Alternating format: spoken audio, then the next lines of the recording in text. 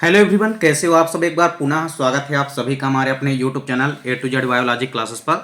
उम्मीद करते हैं दोस्तों आप सभी मस्त होंगे, बेहतर होंगे, आप सभी की पढ़ाई भी अच्छे से चल रही होगी। आज की इस वीडियो में यहाँ पे हम देखेंगे क्लास 11th बायोलॉजी चैप्टर 8 के देखिए जितने भी वस्तुनिष्ठ प्रश्न हैं यानी जितने भी MCQ हैं वो हम आपको आज के इस वीडियो में पूरा का पूरा कवर कराने वाले हैं। तो चलिए सीधे वीडियो को स्टार्ट करते हैं। जो चैप्टर 8 है हमारा वो है कोशिका जीवन की इकाई यानी सेल जो है यूनिट ऑफ लाइफ। तो कोशिका जो हमारा चैप्टर है इसके जितने भी इंपॉर्टेंट वस्तुनिष्ठ क्वेश्चन और उनके आंसर हैं हम आपको आज के इस वीडियो में कवर कराने वाले हैं। चलिए सीधे वीडियो को स्टार्ट करते हैं। पहला क्वेश्चन है रॉबर्ट ब्राउन ने किसकी खोज की थी। तो देखिए रॉबर्ट ब्राउन ने किसकी खोज की है, तो आपका राइट आंसर हो जाएगा ऑप्शन नंबर ए केंद्रक की। किसकी खोज की है? केंद्रक की। तो ऑप्शन नंबर ए यहाँ पे क्या हो जाएगा? करेक्ट। अगला क्वेश्चन है कि निम्न में से कौन सा कोशिकांग एकल झिल्ली द्वारा घिरा होता है। तो आपको बताना है निम्न में से कौन सा कोशिकांग एकल झिल्ली यानी एक ही झिल्ली के द्वारा घिरा होता है। तो आपका राइट आंसर हो जाएगा लाइसोसोम। क्या हो जाएगा? लाइसोसोम। यानी ऑप्शन नंबर ए भी ए यहाँ पे क्या हो जाएगा? करेक्ट हो जाएगा। अगला क्वेश्चन है निम्न में से कौन सी रचना प्रकाशीय श्वसन में भाग लेती है। अब देखिए प्रकाशीय श्वसन में कौन सी रचना भाग लेती है आपको बताना है। तो आपको यहाँ पे राइट आंसर क्या हो जाएगा? परऑक्सीसोम। जो परऑक्सीसोम होती है ये रचना क्या करती है? श्वसन में भाग लेती है। किस श्वसन में? प्रकाशीय श्वसन में। अगला क्वेश्चन है कि F1 कण अथवा ऑक्सीसोम को कहा जाता है।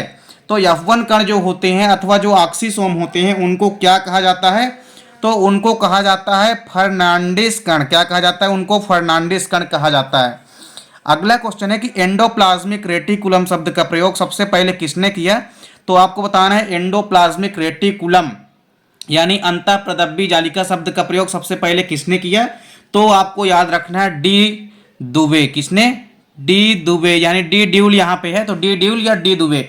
अगला क्वेश्चन है गाल्जी काय विकसित होते हैं यानी गॉल्जी बॉडी कहाँ से विकसित होती है। तो राइट आंसर हो जाएगा यहाँ पे ऑप्शन नंबर बी यानी कि ER यानी एंडोप्लाज्मिक रेटिकुलम से ही गाल्जी बॉडी विकसित होते हैं। नेक्स्ट क्वेश्चन है कि DNA किस में पाए जाते हैं। तो आपको याद रखना है कि DNA जो है मुख्य रूप से किस में पाए जाते हैं। तो आपको याद रखना है कि DNA जो है मुख्य रूप से माइटोकॉन्ड्रिया और क्लोरोप्लास्ट में पाए जाते हैं। इसके बाद देखिए अगला क्वेश्चन है कि लाइसोसोम किससे निर्मित होते हैं। लाइसोसोम जिसको कि आत्मघाती थैली भी कहते हैं, तो लाइसोसोम किससे निर्मित होते हैं। तो आपको याद रखना है कि लाइसोसोम निर्मित होते हैं गोल्जी बॉडी से। किस में से निर्मित होते हैं? गोल्जी बॉडी से निर्मित होते हैं। कौन निर्मित होते हैं गोल्जी बॉडी से? लाइसोसोम निर्मित होते हैं। अगला क्वेश्चन है कोशिका सिद्धांत किनके द्वारा किया गया। तो आपको याद रखना है स्लीडेन व स्वान के द्वारा। ऑप्शन नंबर ए यहाँ पे क्या हो जाएगा? करेक्ट हो जाएगा। अगला क्वेश्चन है ER निम्न में से किसके साथ जुड़ी होती है। मतलब एंडोप्लाज्मिक रेटिकुलम निम्न में से किसके साथ जुड़ी होती है आपको बताना है। तो एंडोप्लाज्मिक रेटिकुलम जो है ये केंद्रक झिल्ली के साथ जुड़ी होती है। किसके द्वारा जुड़ी होती है? केंद्रक झिल्ली के द्वारा जुड़ी होती है। अगला क्वेश्चन है कि निम्न में से कौन सरलतम अमीनो अम्ल है। तो आपको बताना है निम्न में से कौन सा ऐसा अमीनो अम्ल है जो कि सरलतम अमीनो अम्ल है। तो यहाँ पे राइट आंसर हो जाएगा ऑप्शन नंबर सी यानी ग्लाइसिन। ग्लाइसिन जो है यह सरलतम प्रकार का अमीनो एसिड होता है। अगला क्वेश्चन है कि क्वांटासोम जो होते हैं किस में पाए जाते हैं। तो क्वांटासोम आपको याद रखना है कि ये ग्रेना में पाए जाते हैं। कहाँ पाए जाते हैं? क्लोरोप्लास्ट के ग्रेना में पाए जाते हैं। कहाँ पाए जाते हैं? ग्रेना में पाए जाते हैं। अगला क्वेश्चन है निम्न में से किसमें DNA नहीं पाया जाता है। तो आपको याद रखना है DNA जो है परऑक्सीसोम में नहीं पाया जाता। कहाँ नहीं पाया जाता? परऑक्सीसोम में। तो 13वें का हो जाएगा आपका पहला ऑप्शन नंबर ए करेक्ट है। अगला क्वेश्चन है कि किस कोशिकांग द्वारा प्रोटीन आवश्यकता अनुसार एक स्थान से दूसरे स्थान तक ढोए जाते हैं। तो प्रोटीन एक स्थान से दूसरे स्थान तक किस रचना के द्वारा ढोए जाते हैं। तो आपको याद रखना है किसके द्वारा? एंडोप्लाज्मिक रेटिकुलम के द्वारा। किसके द्वारा? एंडोप्लाज्मिक रेटिकुलम के द्वारा। अगला क्वेश्चन है कि तेजी से प्रोटीन संश्लेषण कर रहे कोशिकाओं में निम्न में से कौन अधिकता में पाए जाते हैं। तो आपको याद रखना है राइबोसोम।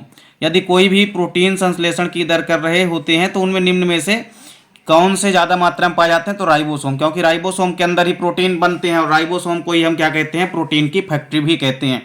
अगला क्वेश्चन है कोशिका की खोज किसने की थी। तो रॉबर्ट हुक ने की थी 1665 में। आपको याद रखना है। अगला क्वेश्चन है इसके बाद राइबोसोम किसके संश्लेषण में सहायक होते हैं? तो इसका राइट आंसर हो जाएगा प्रोटीन। तो राइबोसोम किसके संश्लेषण में सहायक होते हैं? प्रोटीन के। अगला क्वेश्चन है जंतु कोशिका में पाई जाने वाली सबसे बाहरी स्तर को हम क्या कहते हैं? तो इसका राइट आंसर हो जाएगा कोशिका झिल्ली यानी कि सेल मेम्ब्रेन। नेक्स्ट क्वेश्चन है कि पादप कोशिकाओं की जो कोशिका भित्ति होती है या सेल वॉल होती है वो मुख्य रूप से किसकी बनी होती है? तो किसी भी प्लांट सेल की जो कोशिका भित्ति होती है या सेल वॉल होती है वो सेल्यूलोज की बनी होती है। किसकी बनी होती है? सेल्यूलोज की। अगला क्वेश्चन है आनुवांशिकता का वाहक कहा जाता है? तो आनुवांशिकता का वाहक गुणसूत्र या क्रोमोसोम को कहा जाता है, क्योंकि क्रोमोसोम ही आनुवांशिक लक्षणों को एक पीढ़ी से दूसरी पीढ़ी तक ले जाने का कार्य करते हैं। इसके बाद देखिए अगला क्वेश्चन है कि कोशिका भित्ति से जीव द्रव्य के सिकुड़ने की प्रक्रिया क्या कहलाती है? तो कोशिका भित्ति से यदि जीव द्रव्य सिकुड़ने लगता है तो इस प्रक्रिया को हम क्या कहते हैं? जीव द्रव्य कुंचन। क्या कहते हैं? जीव द्रव्य कुंचन कहते हैं। अगला क्वेश्चन है सबसे छोटी कोशिकीय जीव है? तो आपको याद रखना है, अर्थात सबसे छोटी कोशिका है तो पीपीएलओ जो कि माइकोप्लाज्मा है। इसके बाद अगला क्वेश्चन है ऐसा कोशिकांग जो अंतःकोशिकीय पाचन से संबंधित है? किस कोशिकांग में अंतःकोशिकीय पाचन होता है? तो आपको याद रखना है लाइसोसोम। क्या याद रखना है? लाइसोसोम। अगला क्वेश्चन है कैरियोटाइप का ग्राफीय निरूपण कहलाता है? तो आपको याद रखना है इडियोग्राफ कहलाता है। क्या कहलाता है? इडियोग्राफ। नेक्स्ट क्वेश्चन है कोशिकाओं की कोशिका झिल्ली किसकी बनी होती है? तो आपको याद रखना है किसकी बनी होती है? लाइपोप्रोटीन की। अगला क्वेश्चन है प्रत्येक गुणसूत्र कितने क्रोमेटिड्स के बने होते हैं? तो 2 क्रोमेटिड्स के। कितने? 2। नेक्स्ट क्वेश्चन है कि जीन्स कहाँ स्थित होते हैं? तो आपको याद रखना है गुणसूत्रों पर या क्रोमोसोम्स पर स्थित होते हैं। अगला क्वेश्चन है सबसे बड़ी जंतु कोशिका है? तो आपको याद रखना है शुतुरमुर्ग का अंडा। नेक्स्ट क्वेश्चन है क्लोरोफिल में कौन सी धातु उपस्थित होती है? तो आपको याद रखना है मैग्नीशियम। कौन सी धातु? मैग्नीशियम धातु उपस्थित होती है। इसके बाद अगला क्वेश्चन है कि कोशिका में ऊर्जा कहाँ संचित रहती है? तो आपको याद रखना है माइटोकॉन्ड्रिया में संचित रहती है। और किसके फॉर्म में संचित रहती है? तो एटीपी यानी कि एडिनो ट्राइफॉस्फेट के रूप में संचित रहती है। इसके बाद देखिए अगला क्वेश्चन है ऐसी कोशिका जिसमें झिल्ली युक्त कोशिकांग नहीं पाए जाते हैं उन्हें हम कहते हैं तो प्रोकैरियोटिक कोशिका। जो प्रोकैरियोटिक सेल होती हैं उनमें झिल्ली युक्त कोशिकांगों का अभाव होता है। अगला क्वेश्चन है कि थाइलेकॉइड कहाँ पाए जाते हैं? तो आपको याद रखना है कि हरित लवक के ग्रेना में। कहाँ पाए जाते हैं? हरित लवक के ग्रेना वाले भाग में। नेक्स्ट क्वेश्चन है किसी एक कोशिकीय यूकैरियोटिक पादप का नाम लिखिए। तो किसी ऐसे पादप का नाम लिखना है जो कि यूनिसेलुलर होता हो और साथ ही साथ यूकैरियोटिक। तो आपको याद रखना है क्लेमाइडोमोनास। नेक्स्ट क्वेश्चन है कि गुणसूत्र की खोज किसने की थी? तो गुणसूत्र की खोज स्ट्रासबर्गर ने की थी। वहीं यदि आपसे पूछे कि गुणसूत्र शब्द का प्रयोग सबसे पहले किसने किया? तो आपको याद रखना है वाल्डेयर ने किया था।